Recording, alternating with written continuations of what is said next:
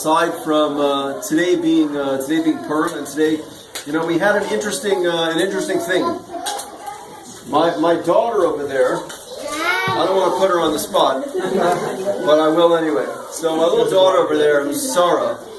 So she was actually born last year, a little bit before Purim time. And so there's an idea that a person is supposed to, after a child is born, a person should have, by a boy we have a bris, and by a girl we have a Kiddush, right? A special feast, special celebration. So I had a little something. Things were a little, let's just say, crazy after she was born, and then we named her, and I happened to bring in a little something into my school where I named her.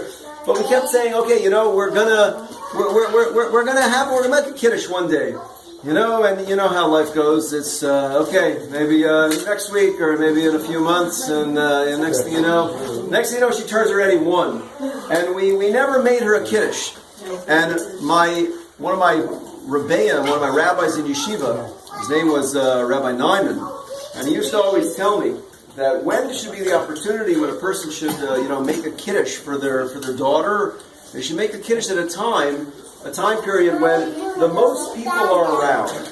Now, why is it a time period when the most people are around? Because this way a person can get as many brachos, which are as many blessings and good blessings for the child as possible. So I don't mean to put anyone on the spot, but I will anyway. So hopefully afterwards, it doesn't have to be now, but when you have the opportunity, you can give her a very, very special bracha, a very special blessing that all should be well. And everything, she should have a wonderful upbringing and wonderful life. I just wanted to explain just her name for a moment. Her name is Sarah Etzel. And, we know the Purim story talks about the idea of hashgacha pratis, which is divine providence, which we see the hidden hand of Hashem, the hidden hand of God, that we didn't, things weren't totally out in the open. We see God behind the scenes who's taking care of things. And sometimes there was a lot of what we call hashgacha pratis in her name. Her name is actually... we thought to ourselves, what would, we had, both of us, a number of different relatives.